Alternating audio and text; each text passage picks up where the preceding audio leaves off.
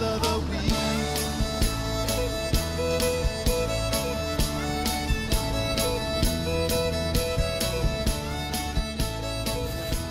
Yeah! Good. Yeah! Captain Bob Humphrey here with another Southern Maine Saltwater Report. If you ever had any plans or aspirations to go saltwater fishing, now is the time, and Southern Maine is the place. Northern Casco Bay is just absolutely chock full of fish right now. There's a food base of small herring that's drawing in the mackerel. There's still shoals and shoals of mackerel, and the pogies have moved in, so there's another bait source. The stripers, the schoolie stripers, are just, it's almost every cast that you catch a fish. It's just crazy fishing on the small stripers, and folks up in my part of the bay are catching some nice fish now too. They get 30 to 40 inch range on live bait, live lining with a sinker rig or with a balloon rig. And of course, the big fish, they feed better at night or in the low light, so you don't want to go out in the middle of the day and expect to catch too many of those. Offshore, it's the same thing. We had a big wave of warm water, a big cell of warm water came in over the 4th of July week and brought with it the sharks. The blue sharks are here. Of course, the poor beagles are always here. I wouldn't be surprised if we start hearing about some threshers and makos, but it's early, and it's really great that these fish have come in early because that gives us another option. The tuna are here.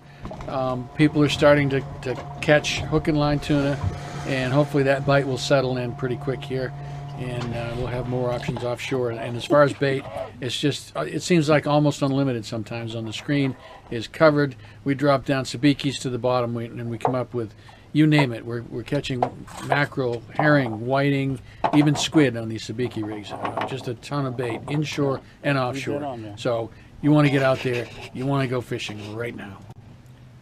Captain Sean down at MaineTunaFishing.com in the Saco area reports that they're still doing well with some nice fish in the 30+ inch range on live pogies in the river, and chunk mackerel is producing a steadier bite, but not so much on the bigger fish. Just outside the river, live mackerel are producing the steadiest bite, if you can find them. They're becoming a little bit scarce down there. Still fairly common up my way in northern Casco Bay. Offshore, Sean reports sharks, and more sharks. The shark bite is on. Ground fishing remains just absolutely hot.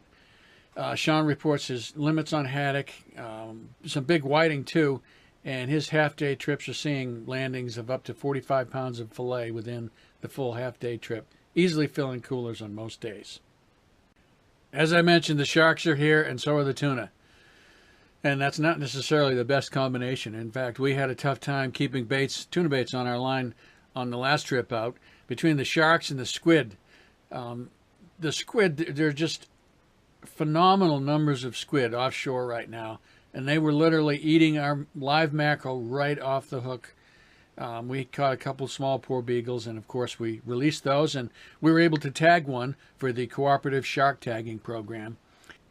Hopefully that the information from that tag will one day provide some valuable information to the shark research program. Well, no word from John down in the southern part of the bay, or Todd up in the Kennebec. So I assume that means they're so busy catching fish that they don't have time to report in, and that's a good thing. Again, the fish are biting just about everywhere, just about every kind. So now's the time to get out there and go fishing, and we'll catch you next week. Anyone asks, you don't have to lie. Life's too short to work all the